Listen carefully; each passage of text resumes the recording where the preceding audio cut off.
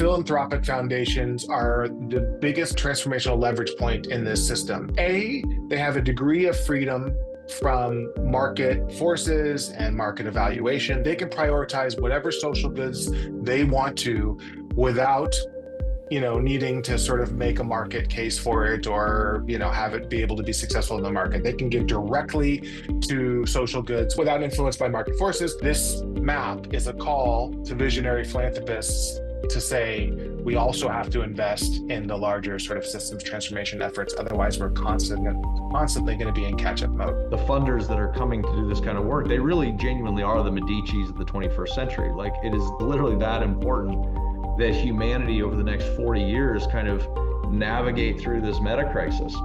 So this kind of work, I think it's really awesome just as a technical and kind of instrumental matter. I also think it's really awesome at a human level because there's a lot of funders out there who I know are desperate to actually make an impact, and they know they're not. Well, hello, Josh. It's nice to see you. We're here to talk about your Evolution of Philanthropy map, which we just released on Integal Life and at the Institute of Applied Meta Theory. And I think people are really going to be interested in this because it takes a concrete analysis of what you've been doing at the Integrative Social Sector Initiative, which we'll have a chance to talk about here momentarily. But then it puts it into a concrete form, which people can look at in an interactive way, sort of look at how you've been thinking about philanthropy and what some of the evolutionary stages are in that sector and why that sector is so important for us to consider in our overall mission of bringing an integrative worldview into being and the kind of work that we do at the Institute. So welcome and thanks for being here. Thank you, Rob. I'm excited to kind of dive into this a little bit. It's been quite a project for me over the last few months, and I'm excited to finally be able to share it with the world a little bit. I think it's very needed, given sort of where we are as a society, as a civilization. And I think, we talked a lot about at the Institute, like building the new structures and institutions that we're going to need to be able to navigate the meta crisis and usher in the transformation age. And while we want to certainly continue focusing on that work, we also want to do what we can to help evolve existing institutions to be able to better handle those challenges right now as we're in the middle of them. So philanthropy is one of those ones I think that is really worth thinking about. When I started the Integrative Social Sector Initiative, I was really focused on the sort of nonprofit social impact side of it because that's my background. But the more we talked about it and the more we sort of explored what was going on in the sector, the more we started to recognize that there's actually a real transformational fulcrum that exists on the funding side, on the philanthropic institution side. And so that's why we're focusing on this right now, because we feel like that's the actual point where there's some leverage to be able to get some traction in making some of these changes. And I can explain why through a systems map that I did. That's not the actual Evolution of Philanthropy map, but a systems map I did of the sector itself.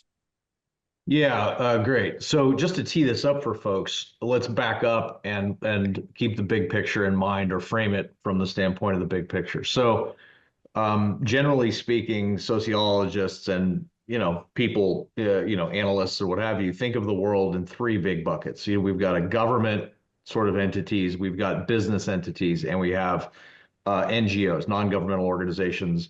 And these are largely basically governance society, market society, and civil society.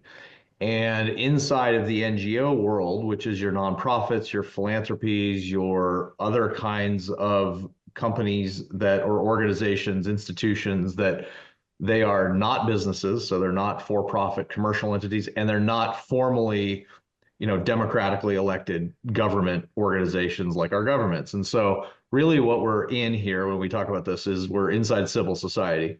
And then, of course, as you just pointed out, inside civil society, you've got nonprofits, which are doing the kind of programmatic work to improve the world. You've got philanthropists who are often writing the checks for that kind of world. And then, of course, there's an entire cast of supporting ecosystem players and what have you. But really what we're looking at here is civil society.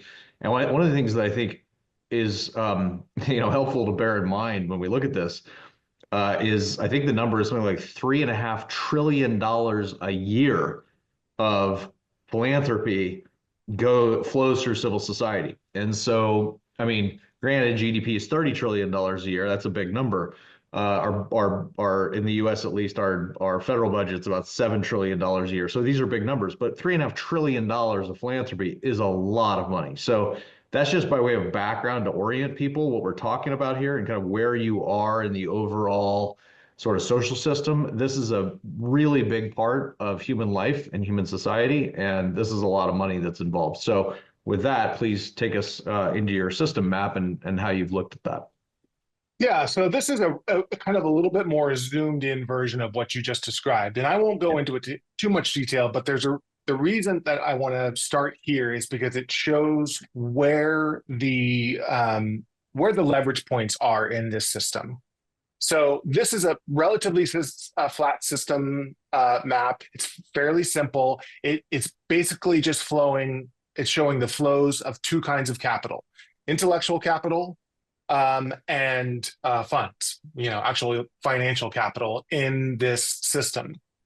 And so you can actually sort of start here with the social problems as the sort of that's what this entire sort of system map is designed to show, is what are the different ways that different elements of society, different sectors are attacking social problems in an effort to ameliorate them or solve them, and in many cases just sort of ameliorate them in sort of short-term need, which we'll get to.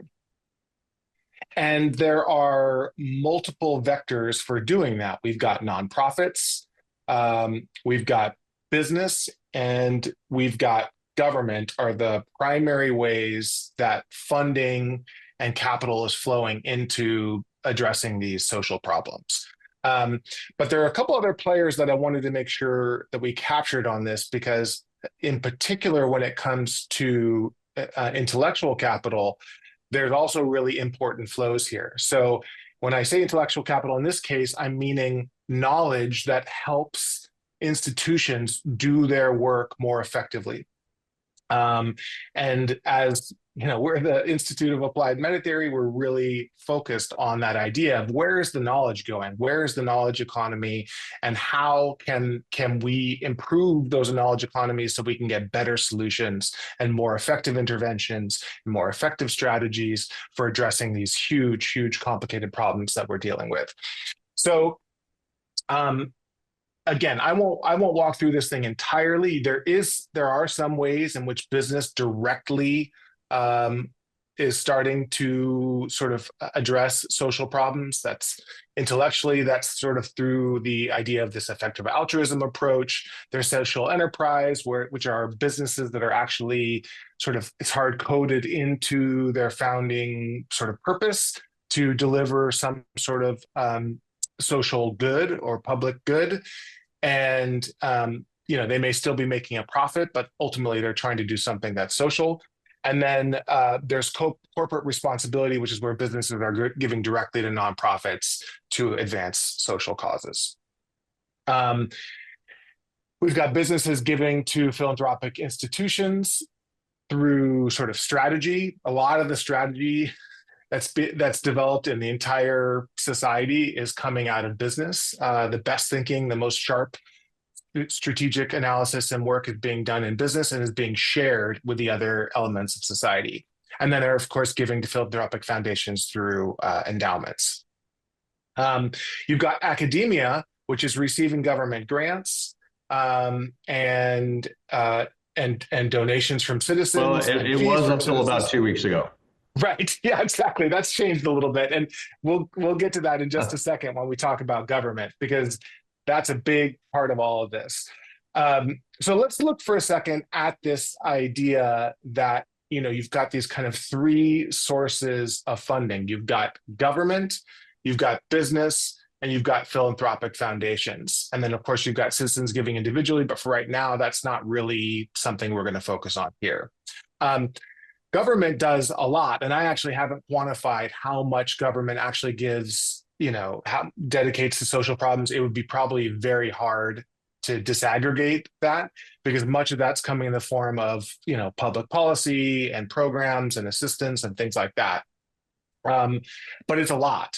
Nonprofits, as you point out, are also a lot. In 2023, the total was $3.7 trillion flowing through nonprofits.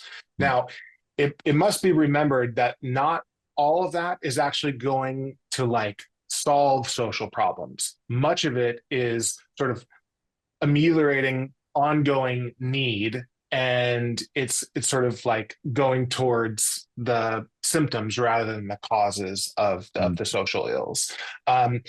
So that doesn't leave a huge chunk for actually solving these problems, and it's worth just noting that in order to really gain some traction on some of these huge complex social challenges that we're facing and environmental challenges that we're facing, nonprofits themselves would have to really reorient towards addressing root causes, transformational fulcrums, in order to actually address some of these problems at their most causal layer.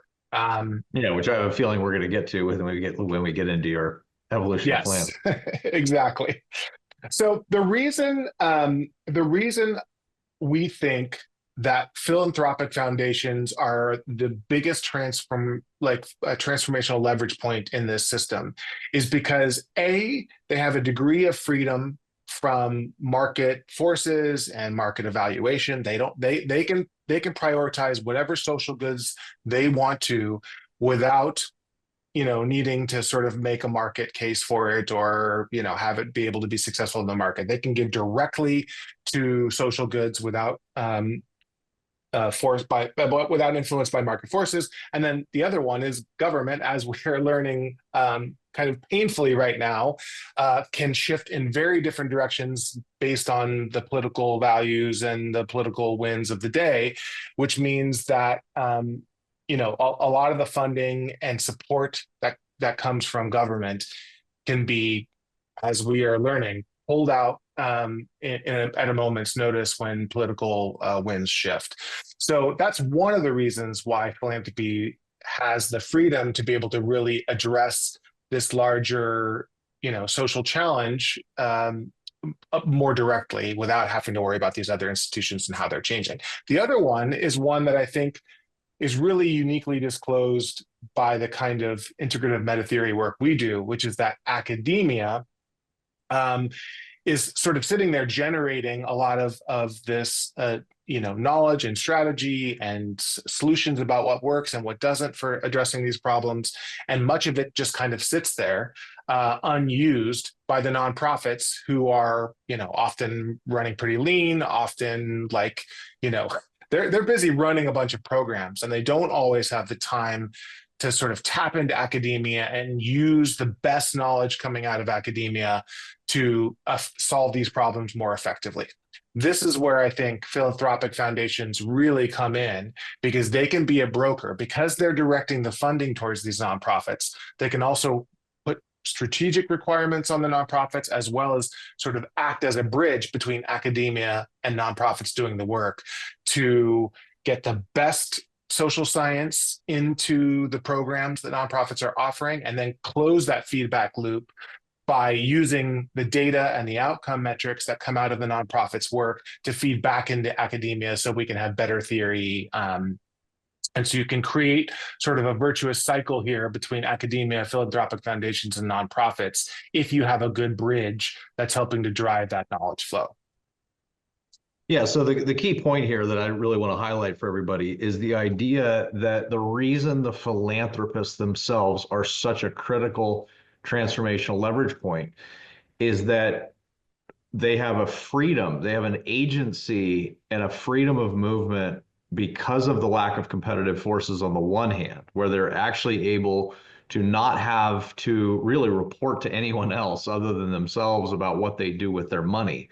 So they have a freedom of movement on the one hand, and they're able to act as a catalytic function to drive strategic, transformationally strategic logic into the nonprofits as a demander of how those nonprofits go about their work. And so the philanthropists actually have both the freedom of movement and the ability to drive massive change via the nonprofit profits themselves. And so you can see, given those two features of philanthropies, you can see why there's such a critical leverage point if, in fact, they could be convinced that actually deeper, more strategic, whole systems transformational change is the modality that they need to adopt in order to really achieve their own goals, but obviously the goals that they're trying to achieve through the nonprofits themselves. Yeah, exactly. Well said. And I do think it's worth pausing a moment and talking about our current moment in regards to what you were saying about the Trump administration essentially cutting a lot of the funding that government is normally giving to academia, to nonprofits, to international organizations. A lot of that funding is being cut, and I think we have to acknowledge that philanthropy is going to have to respond to that, and it is responding to that. And I think they're probably scrambling right now to figure out how they can be kind of a backstop to some of this funding. Mm-hmm. Um, the the piece that I would caution, though, and the reason why I think this map that we're about to go into about the evolution of philanthropy and moving into what we're going to call integrative philanthropy, to give a little bit of a preview, is still important, is because there's always going to be that short-term need. And philanthropy has always been driven in many ways by that short term, like we've got to solve this immediate problem that's happening right in front of us. And there is immediate need. And it's totally possible for 95% of the funding in philanthropy to go towards immediate need. Um, and still, there should be some philanthropic leadership. There should be some people with immense vision and enough capital and enough of a sense of how these systems grow and transform to be able to look further down the line and help fund what's next, to get to some of those more root causes, to get to some of those more systems transformation strategies, because otherwise you're just always playing catch up. So while we recognize that philanthropy may be a little bit short-term constrained right now, this map is a call to visionary philanthropists to say, we also have to invest in the larger sort of systems transformation efforts. Otherwise, we're constantly going to be in catch-up mode. Yeah, I think that's right. If you don't get at the long-term generative mechanisms that are creating those symptoms to begin with, you never really get at the root causes. And as you say, like you can put almost, most of your funding into the concrete part of the evolutionary stack, concrete and local, and then also sociological, the sociosphere, and then the idea space. But at some point, you really also need to invest in the overall steering function, because it's the overall steering function that is going to allow you to get the transformational whole systems change in place that has you not solving today's problems again, 10 years from now and 20 years from now and 30 years from now. Like if you don't allocate some portion to that overall steering function, you're just not going to get the results that you want in the long run. Yeah, and especially when you think about it from the standpoint you were just saying about philanthropy having that freedom. That freedom means that they are probably the only institution in all of society that can solve for long-term issues, that can steer towards new directions. Everything else is responding in the moment to constantly shifting values and needs. And so, philanthropy has to recognize its responsibility. And I think it generally does to doing that long-term stewardship. But I want to really underscore this because one of the things that China is going to make an argument about in the global situation is that they actually have the political system that allows for strategic patience to become the steward of the global commons. And based on what's happening in the Western Alliance, that argument is going to have a lot of purchase right now. It is very hard to make the argument that the U.S. is showing any kind of long-term strategic stewardship or patience or wisdom, and that's been true for decades. Same thing with Europe. Same thing with other nation states in the Western Alliance. don't even need to go there in terms of business. Business has a very short run expectation. They have a very short run profit quarterly, quarter by quarter set of incentives. And so if you look at the world system and you said, well, we're not going to get it from business because the entire capital structure of globally mobile capital is such that it rewards short-term thinking. We're certainly not going to get it from the democracies because they're in a food fight amongst each other, and they're literally deciding every 24 months which way they want to go. So there's no long-termism there. What it does is it exports all of that stewardship and leadership to whichever political system actually can make that argument in a legitimate way. I would argue that if the West is serious about preserving its liberal values and defending them, it needs to look to its philanthropists to do it, because it's the only place in society that's actually going to be capable of doing it in the next, say, 20 or 30 years while we go through this transitional period. Yeah, I think that's such a great point. And I think it actually is sort of, holographically mirrored down to the level of the individual titan of business. Sam Harris recently made the point that if you are a winner in the free market capitalistic system, if you're a massive winner, the best thing you could do to defend the free market as, and democracies as a system of governance is, as opposed to more authoritarian, centralized, forms that we see in places like China, then there really is a responsibility for you to use your long-term vision to invest in philanthropic pursuits that are going to advance your vision for, free societies, social goods, and to invest at a much higher level in giving to the sort of larger system that creates the freedoms that you enjoy and allow you to essentially, succeed in the free and open market. Yeah, I agree with them entirely. So all of that is a fantastic setup and context to what you did with your evolution of philanthropy map. So why don't you take us through that? Great. So this is the one of the first couple maps that we've actually published that uses. So Josh, maybe you could just maybe just zoom in a little bit. Yeah. If you could, Command plus that, and then yeah, okay, that's a little bit better. I will also shrink it so that it gets a little bit closer. Yeah. How's okay, that? great. Yeah. Okay. Thing. So this map is actually done in our context software that we've been developing for the last couple of years, and this is what we call a top-level lens. We hope to have different meta-theoretical top-level lenses, but what this essentially is a integral meta-theory quadrants levels lines map. And so I'm going to briefly walk you through it. There's a lot of detail here. If you go to the IAM website, you can see, you can either get to this via the Integral Social Sector Initiative, or if you scroll down to the announcements, you can see it there. But we've got it published. It's totally available. And this is something that we really want people to be able to walk through on their own.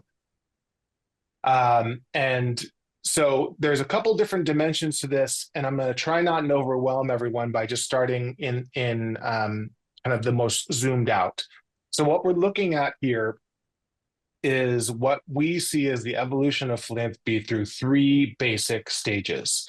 And these, roughly correspond to sort of a modern view, a postmodern view, and then an integrative or meta-modern view of philanthropy or approach to philanthropy. These, this is just looking at a particular sector and a particular series of lines, so it's not going to map perfectly to everything that developmentalists would understand about those stages. This is also specifically, I have built this to be, at least marginally intelligible by mainstream folks who are not in the circles that we're in and use all the jargon and know all of the language that we have when we're talking about some of these developmental aspects. I'm trying to make this as approachable as possible, ultimately because we want, mainstream philanthropic thought leaders and leaders to be able to digest this and and see that what they're groping towards kind of reflected back to them as an evolving holism that they can just help them to make better sense of the field that they're in. Yeah.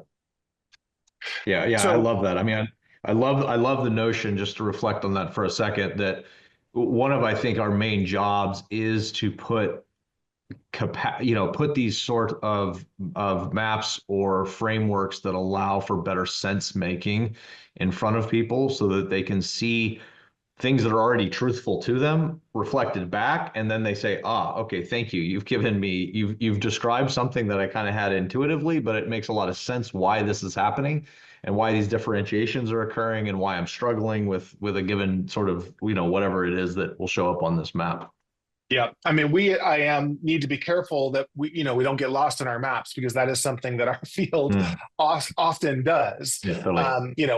We were formed in most part to sort of apply these big pictures into the actual challenging solutions, that problem solutions that we can find. But we also say here a lot that maps can be liberatory, right? To the right person at the right time, a holistic view of what is going on can really, really tap a bunch of potential that's just sort of lying there latent without that big picture view. Yeah, exactly.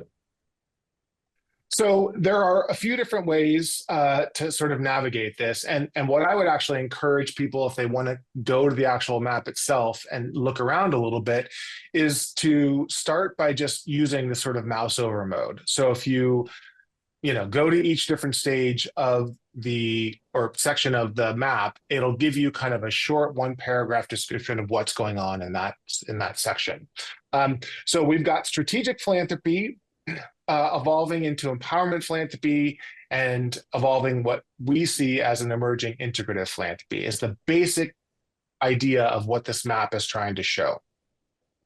And in its broadest sense, strategic philanthropy, which started to arise in, say, the 1990s, is when a lot of the sort of strategic work, the outcome-driven, the metrics, the strategic planning, evidence-based approaches that businesses were using started to filter into philanthropy and shape some of the ways that they were giving their funds. Prior to that, there were probably early evidences of this kind of strategic philanthropy for decades before that.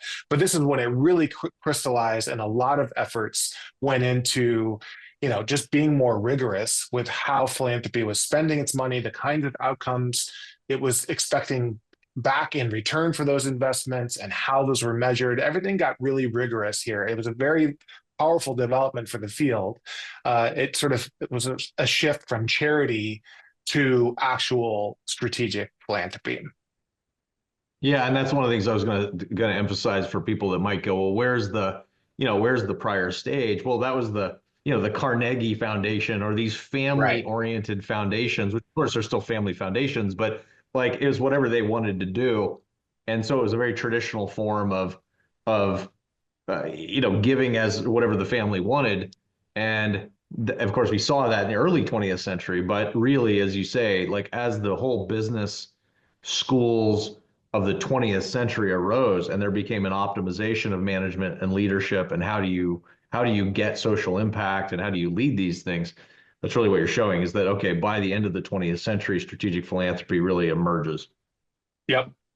And it's also worth noting that each of these stages, just like every other sort of developmental model you might look at, or developmental analysis you might look at, each of these stages is still present, right? It's not like strategic philanthropy was just this one sort of epoch of time. Like, you can still see stuff that is, I would say, cutting edge strategic philanthropy that doesn't quite rise to the level of integrative philanthropy, but still coming out and still making change and advancing a particular approach.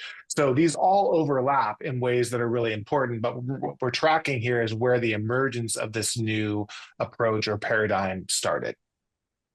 Yep. The next stage, which really started to arrive in, say, the 2010s and really started to gain traction in, say, 2015, was what we're calling empowerment philanthropy, although it's worth noting that the term empowerment philanthropy actually comes from another article in this Stanford Social Innovation Review. In fact, I'll just quickly name it because I want to give them credit for it. Where Strategic Philanthropy Went Wrong by Mark Kramer and Steve Phillips.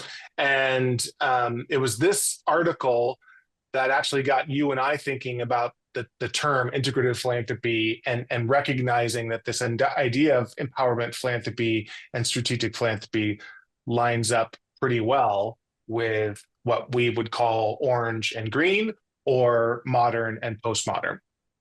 Yeah. So empowerment philanthropy is a real shift. And anyone in the social sector has been able to sort of see this shift up close and personal. I don't think anyone would see this map and not recognize the rise of empowerment philanthropy. It's a shift from sort of expert-driven strategies and strategic analysis and sort of this from a distance top-down approach to a much more grassroots social justice, trust-based, equity-based approach. And ironically, like much of what postmodern approaches do everywhere, is it's sort of self-critical. So it is in this approach to philanthropy, it actually begins to question the very legitimacy of the power systems that give rise to philanthropy in the first place. And so there's a real reckoning that's happening in philanthropy over these last 10 years around what the role of philanthropy is, and who are the philanthropists, and where's the money come from, and where's it going, and who gets to inform that, and where are the power systems that control all this, and how can power be redistributed in a way that's more equitable. And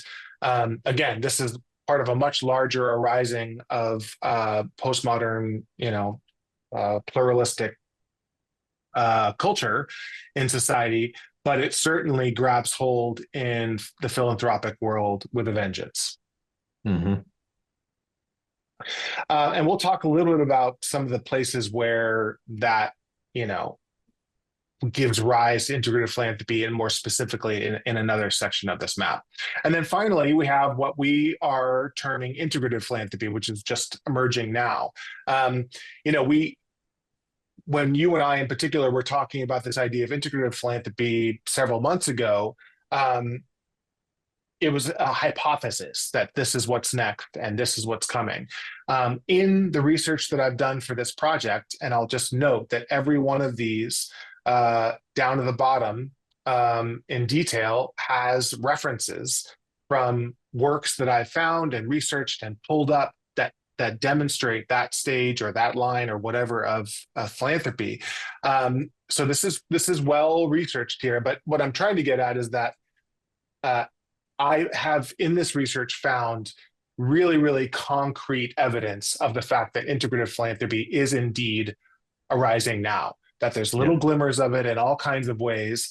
And so it's not just a hypothesis, this is what's next. It's starting to emerge now. And hopefully this map and this project can be something that reflects the totality of what all those different players are groping towards in the dark. Yeah, it's really brilliant. I love the references, because you see something like a complex adaptive system giving or complex adaptive system philanthropy, and immediately you pick up the terms that are in these four quadrants in terms of the integrative. Like a transformation driven is all about a complex adaptive system and recognizing and working with that, the subtlety of that, the co-arising nature of actors and forces and decisions, and seeing it as a system, emergence, right, in the lower right, and the fact that your culture needs to be developmental, and that the very people involved constitute the system itself in an important way, their vision and values, what they can see cognitively, et cetera. So, and so therefore your grant making is probably going to have to be adaptive in some way. It cannot just be unilinear, technical, big bang, you give the money and you're done. It has to be as intelligent as the system it's trying to help create, so that it can actually put incentives the right places. It can fuel the right things at the right times, maybe rheostatically adjust support as the system is learning and evolving through stages.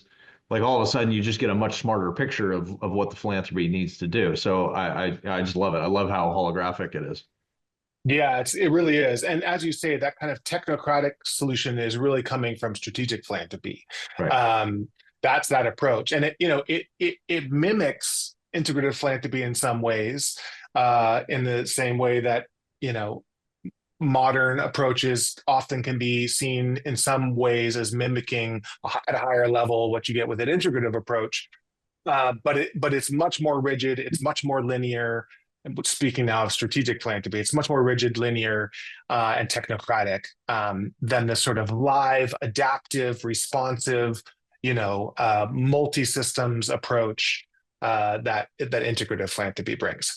So what I want to do here is briefly, I won't spend a lot of time on strategic philanthropy and empowerment philanthropy because those are probably pretty evident to anyone working in this field, that those two, they wouldn't call them stages, but that those two approaches to philanthropy have been around for a long time. So I encourage people to dive in on those on your own time when you look at the map. But we're going to spend a little bit of time about looking at what integrative philanthropy looks like in the four quadrants. And for this map, I've labeled the four quadrants, the interior of the individual, meaning the interior of the leaders in the philanthropic space. That's the vision and viewpoint quadrant. In the exterior of the individual, and in this case, I'm really talking about the exterior of organizations now, because what we're really talking about is philanthropic institutions. This is the programs and practices of those philanthropic institutions. In the exterior collective, which is how the organizations themselves, the philanthropic institutions, are interacting with the larger society and what strategic moves that they're making to be able to address the problems that they're trying to solve. We have the strategy and systems quadrant. And then in the interior of the collective, which is like the collaborative tissue within these institutions and between these institutions, the culture and the values that are created that sort of drive those work together, that's the culture and collaboration quadrant. So this whole map is exploring the evolution of these three stages in these four quadrants. And that's where you get these three different stages in each quadrant. The real work, though, yeah, sorry, if you wanted to comment on that, please do. Oh, love it. Take us through it. So the real work is, I think, better explained by adding in a new layer, which is what we call developmental lines. And what these developmental lines are the sort of more specific channels through which philanthropy is doing its work and is evolving in these three stages. So we've got 8 different lines, 2 in each quadrant, that are detailed here. We've got philanthropic vision and leadership sense making in the vision and viewpoint quadrants. We've got grant making and funding models and impact measurement in the programs and practices quadrant. We've got knowledge and evidence systems and strategy development in the strategy and systems quadrant. And we've got partnership and collective impact and philanthropic culture and values in the culture and collaboration quadrant. And what this map does, let's take leadership sense making for an example. Because if you click on it, you get the more detailed view. And what it actually shows is what is the core understanding, what are the key characteristics of this line in each stage. So in the strategic philanthropy stage, the sort of leadership sense-making mode is analytical sense-making, right? It's taking this kind of abstract, analytical, dry approach to making sense of all the different pieces of data and the system itself that the philanthropy is trying to address. So we've got key characteristics, developmental dynamics, limitations, and tensions. These limitations and tensions are what give rise to the next stage in that particular line. So moving forward, we've got empowerment philanthropy's stage in leadership sense making is critical sense making. So this is where you get that kind of self-critical and outside critical lens of empowerment philanthropy. And then finally, at the integrative stage in leadership sense making, you have dialectical sense making, which is seeing that these sort of oppositional characteristics actually are moving towards a more synthetic, higher order view of whatever it is that leadership is trying to make sense of. So you can go through this map and you can look at each stage in each of these lines to see what's happening in that particular way. And as this project continues, my hope is to turn each of these lines into a toolkit Mm. for organizations trying to make the move from empowerment philanthropy to integrative philanthropy in their approach. Because ultimately, it's those lines that detail what are the different fulcrums your organization could use to really get to the next level that would help you to transform the way that you're doing it. And there may be, it doesn't mean that any philanthropic institution that's trying to actually take this approach has to have, has to be doing something in all 8 of these lines. I believe that there's probably going to be transformational fulcrums in 1 or 2 specific lines that kind of crystallize the kind of shift and change more than in some of the other lines. So in some cases, it may be, a leader adopting a wider vision, but in others, it might be a strategic approach in strategy development that really transforms the capabilities of the organization to take on this larger body of work. And I think one of the really nice things you've done here that I'd emphasize for those watching is, and this goes to the core of how the Institute has thought about its initiative program more generally, which is you're always looking for the pain point inside of a context. And so by pointing out what the limitations and contradictions and problems that these particular levels of development across these lines, what they tend to give rise to, and then the limitations they run into, and the pain it tends to create, it almost gives you the beginning of a very quick but powerful diagnostic tool to say, okay, what are your pain points? And then, okay, we know that those pain points associate with, okay, you're running into a limitation of your grant making model because you're stuck in this one mode here and you haven't differentiated and gone to the next stage. And so here's a toolkit that can help you do that. Like, it allows for a very powerful diagnostic capability to know developmentally where people are getting stuck, because that's where the pain will be. Yep. Yeah, exactly. Well said. And I think, it's also important to note that when we're talking about a philanthropic institution, we're talking about a social holon here. And a social holon could be at multiple points of this map at the same time. So maybe, you've got a philanthropy that in its strategic capacity is starting to push into emergent impact, right? Into integrative philanthropy, but in its leadership sense making is still like kind of stuck in a justice-driven side on the leadership sense-making. And that's where that pain is going to become increasingly the limiting factor for a shift into this new paradigm. And so let's just, as an example of that, while we're talking about it, let's take leadership sense-making again, and let's go into what the limitations are of leadership sense-making at the justice-driven empowerment philanthropy stage. So while bringing critical understanding of power and equity, this approach can sometimes struggle with strategic coordination and scale. The emphasis on structural critique can create challenges for maintaining strategic coherence, pointing toward a need for more integrative approaches. So I've got this limitation tension. That's the pain point in every stage at every line as a way of determining where is somebody bumping up against something for which what comes next is a real solution that will feel liberatory for them. Yeah, absolutely. Okay, so again, I don't want to go through all this in detail. That would be boring, and that's something that people can do on their own as they are, pursuing their own interest and in their own work. It makes it relevant for them.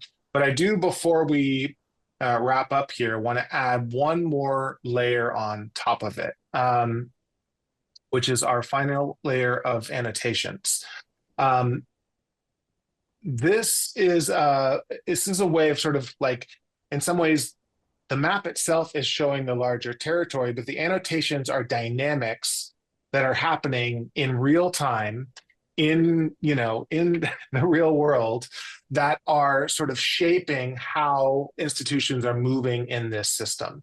And so they're pointing out key sort of places where some dynamic, whether it's a constraint or whether it's a tailwind or whether it's a backlash or something, is keeping the system in a particular phase or is helping it to shift into a new phase. So the first is, let's start here, which is the annotation of an obstacle or blockage. And I've put it at the philanthropic vision line. Um, and I'll just briefly read this. A significant developmental bottleneck has emerged where rigid ideological orthodoxy around equity and justice is actively impeding philanthropy's evolution towards more sophisticated and integrative approaches. While empowerment philanthropy has brought crucial equity perspectives to the field, it has also spawned a culture of ideological conformity where those who question current frameworks or propose more nuanced approaches risk severe professional and reputational consequences.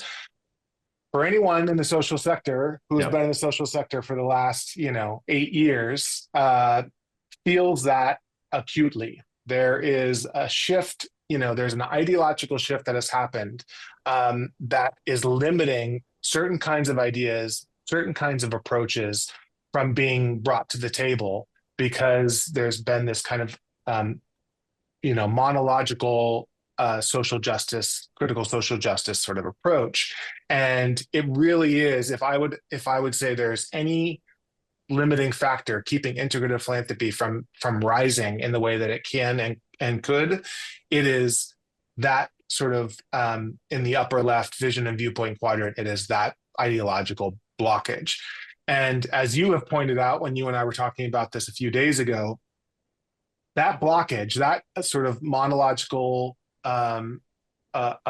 critical social justice approach, the DEI approach, has been society-wide, has created a much larger backlash that we are seeing now in the Trump administration. And it's not just a backlash against DEI. It's not just taking the potentially unhealthy aspects of DEI and rolling those back.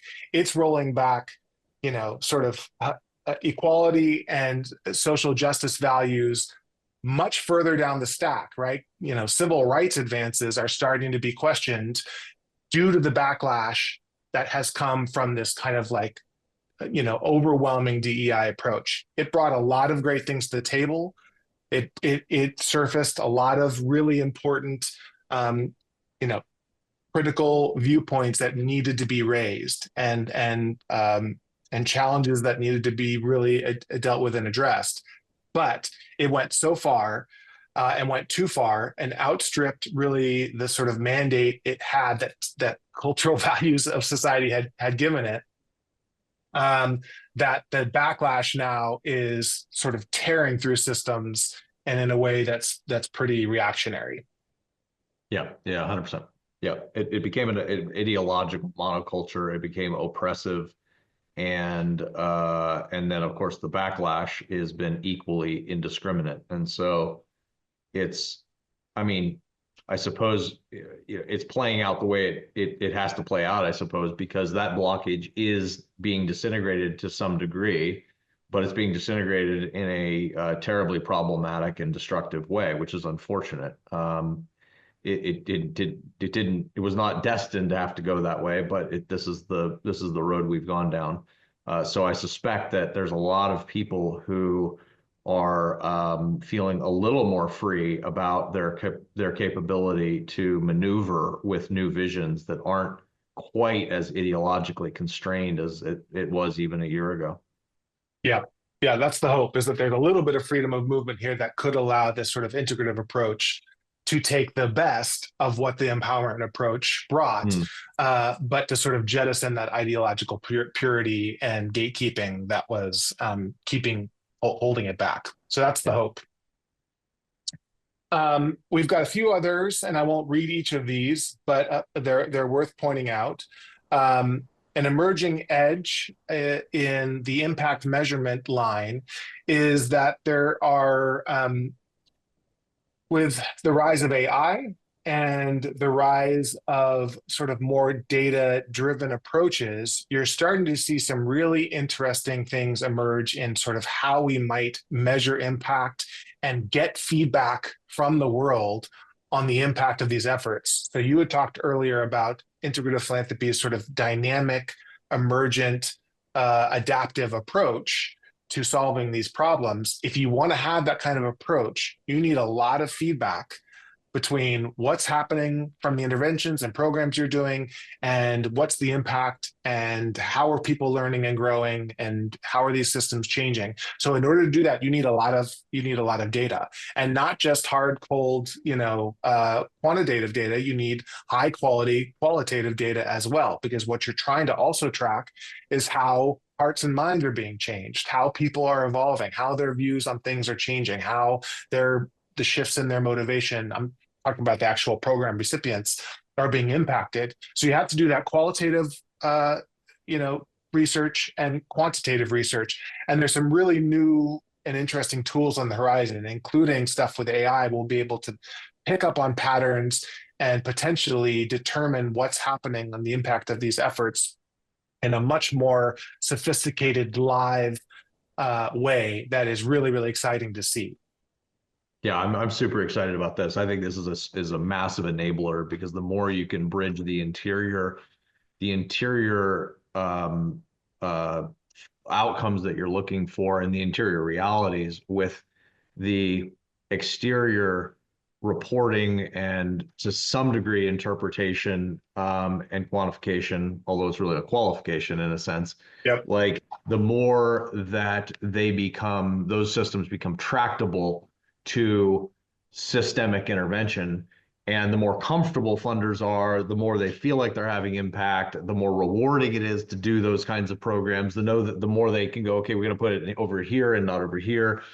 Like that is a real critical edge, and I'm glad you pointed it out here.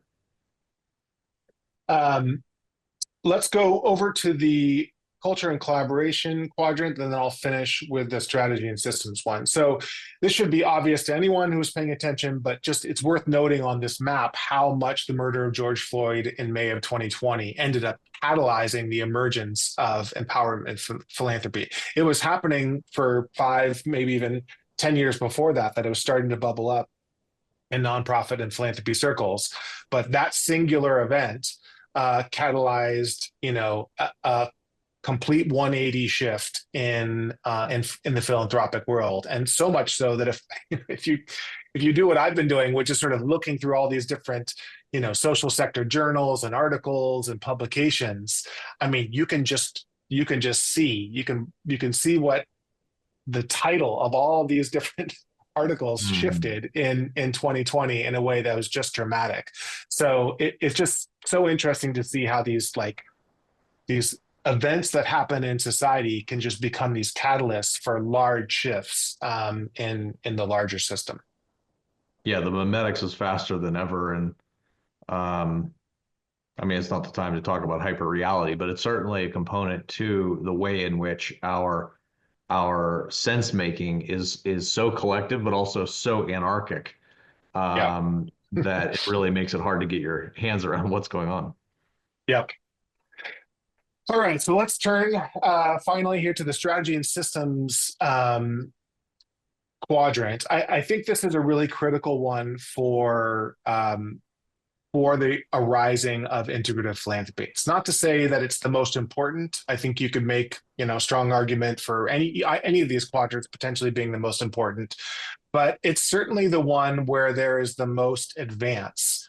I think that's currently happening. I think it's actually the quadrant where you're seeing the most, like the place where integrative philanthropy is emerging most strongly is in this quadrant, because there's a lot of work going on sort of systems analysis, which technically, systems analysis and system strategic thinking really arises in empowerment philanthropy, but it sort of gets more sophisticated when you get to integrative philanthropy. It's much more nuanced. It starts to have an idea of like evolving scales and evolving holisms. And so there's a lot of really important work happening here now that we can use to sort of anchor this idea that integrative philanthropy is actually arising. So in the knowledge and evidence systems line, which is really the line that describes the kind of knowledge accumulation, the self-learning, the feedback loops, the academic pursuits, the social science, all of this is included in this particular line.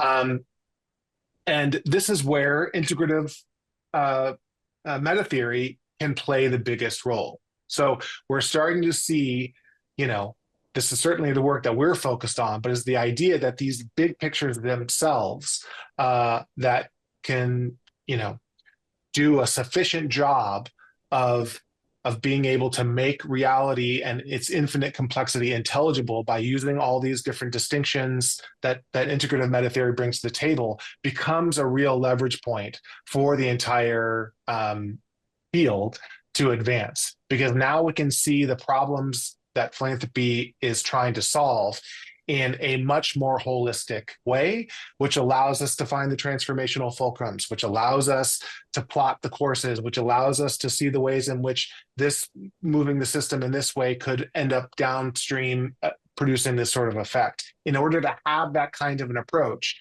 you have to have a big picture that is capable of grokking, you know, the complexity that you're facing, and to a sufficient degree to actually address it in some systemic way.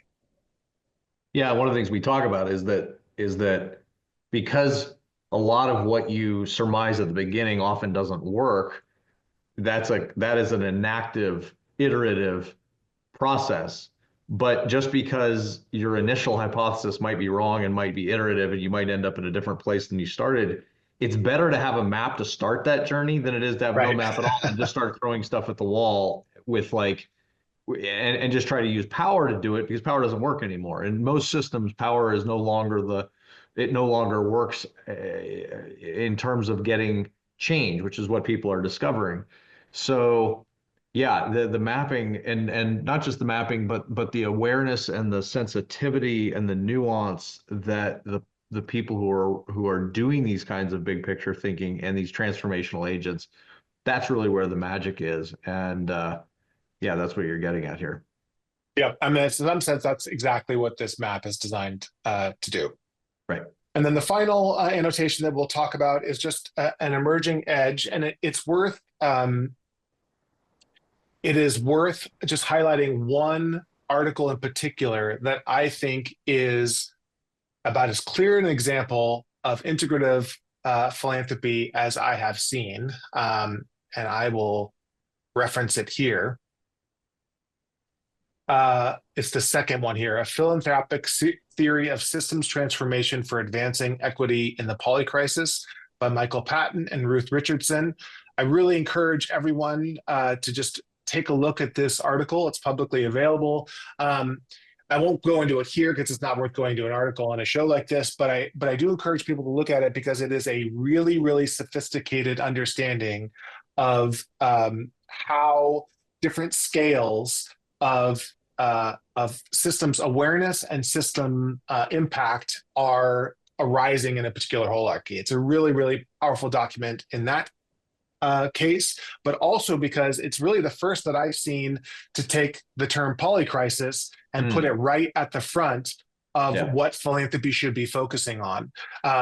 This idea that the problems that we're solving are not these isolated sort of events, but they are happening for certain reasons. They're interpenetrating each other in really important ways, and they require a developmental sort of systems level view to be able to understand. Yeah, it's brilliant. So that is that's the developmental systems map here of the evolution of philanthropy that we've created. There's a lot of work to be done on this. My goal right now is to get this out there into as many different channels as possible.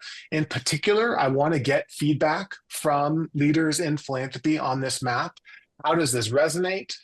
What are you seeing? Where is this wrong? Where are maybe there's all kinds of ways that integrative philanthropy is emerging in ways that I'm not privy to as not being directly inside that world. So we want to get your feedback, and if you're interested, we'd love to help you think about how maybe a philanthropic organization that you lead, whether that's you're an individual philanthropist, you're a part of a family foundation, or you're a part of a large philanthropic foundation. If you're interested in taking this approach, reach out to us. We want to know, and we would love to work with you and support you and help develop some of the toolkits and help use your organization as laboratories for sort of this emerging approach, because we think it's ready, we think it's time, and we think it's needed, and we would love to help. So please let us know. Yes, that's a fantastic walkthrough, Josh. I think your work on this has been really important for all the reasons we've talked about on this Insider program.